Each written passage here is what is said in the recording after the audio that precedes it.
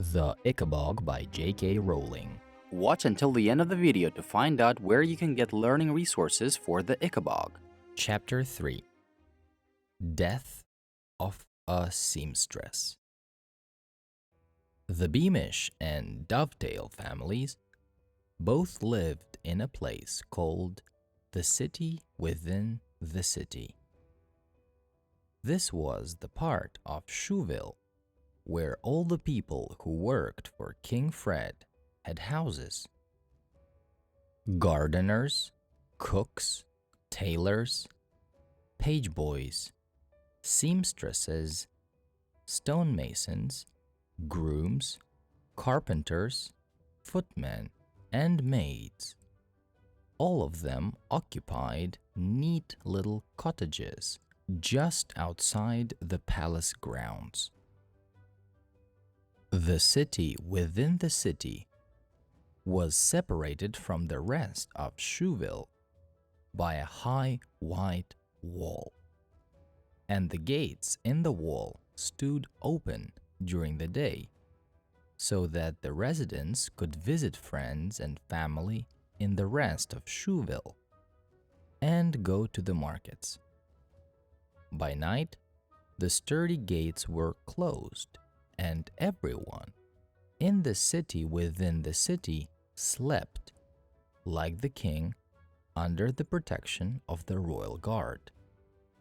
Major Beamish, Bert's father, was head of the royal guard, a handsome, cheerful man who rode a steel gray horse. He accompanied King Fred, Lord Spittleworth, and Lord Flapoon on their hunting trips, which usually happened 5 times a week.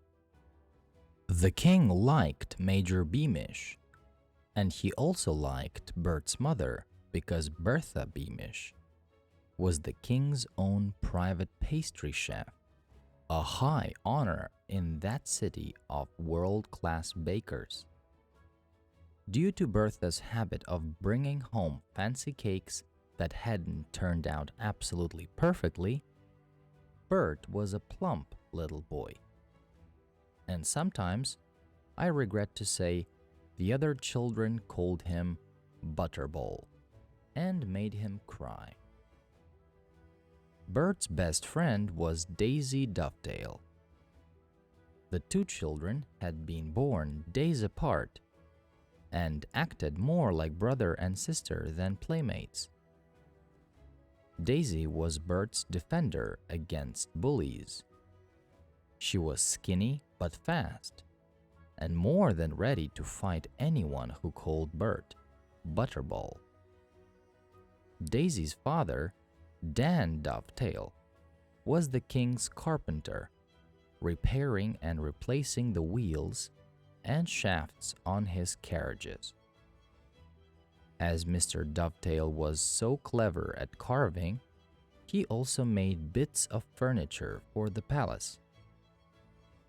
Daisy's mother, Dora Dovetail, was the head seamstress of the palace, another honored job, because King Fred liked clothes and kept a whole team of tailors busy making him new costumes every month. It was the king's great fondness for finery that led to a nasty incident which the history books of Cornucopia would later record as the beginning of all the troubles that were to engulf that happy little kingdom. At the time it happened, only a few people within the city knew anything about it, though for some, it was an awful tragedy. What happened was this.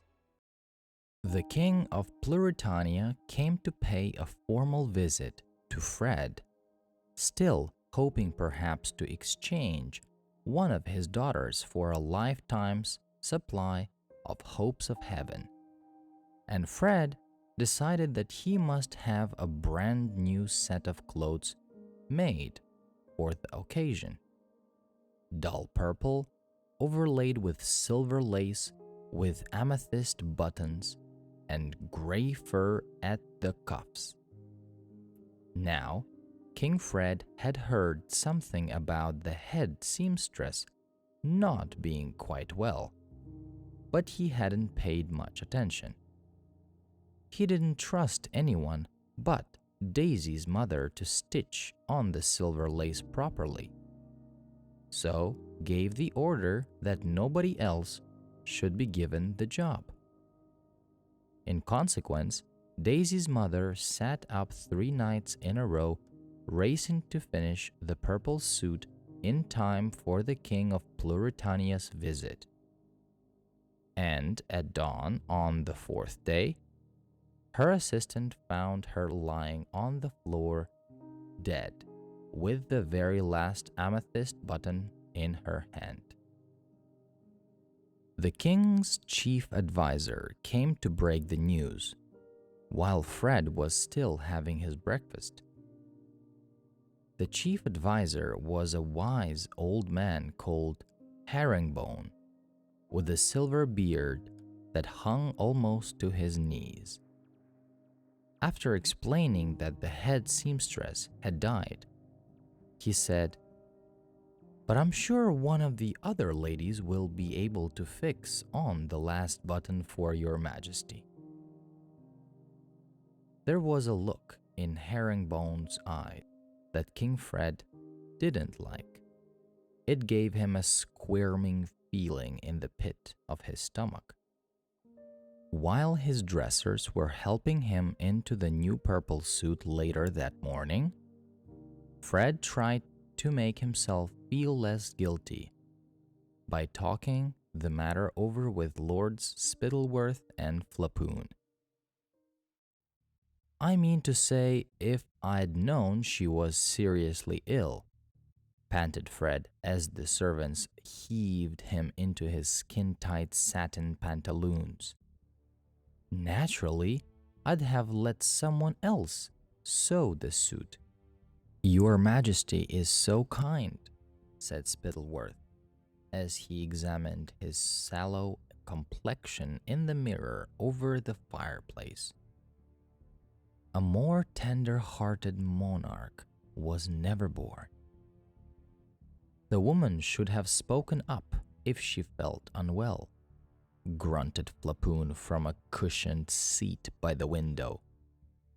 "If she's not fit to work, she should have said so. Properly looked at, that's disloyalty to the king. Or to your suit, anyway." "Flapoon's right," said Spittleworth, turning away from the mirror. "Nobody could treat his servants better than you do, sire." "I do treat them well, don't I?" said King Fred anxiously, sucking in his stomach as the dressers did up his amethyst buttons. "And after all, chaps, I've got to look my blasted best today, haven't I? You know how dressy the King of Pluritania always is. It would be a matter of national shame if you were any less well-dressed than the King of Pluritania," said Spittleworth. "Put this unhappy occurrence out of your mind, sire," said Flapoon. "A disloyal seamstress is no reason to spoil a sunny day." And yet, in spite of the two lords' advice, King Fred couldn't be quite easy in his mind. Perhaps he was imagining it, but he thought Lady Eslanda looked particularly serious that day. The servant's smile seemed colder, and the maid's curtsies a little less deep. As his court feasted that evening with the King of Pluritania, Fred's thoughts kept drifting back to the seamstress, dead on the floor, with the last amethyst button clutched in her hand. Before Fred went to bed that night, Herringbone knocked on his bedroom door. After bowing deeply, the chief advisor asked whether the king was intending to send flowers to Mrs. Dovetail's funeral. Oh, yes, said Fred, startled. Yes, send a big wreath, saying how sorry I am and so forth. You can arrange that, can't you, Herringbone? Certainly, sire, said the chief advisor. And if I may ask, are you planning to visit the seamstress's family at all? They live, just a short walk from the palace gates. Visit them?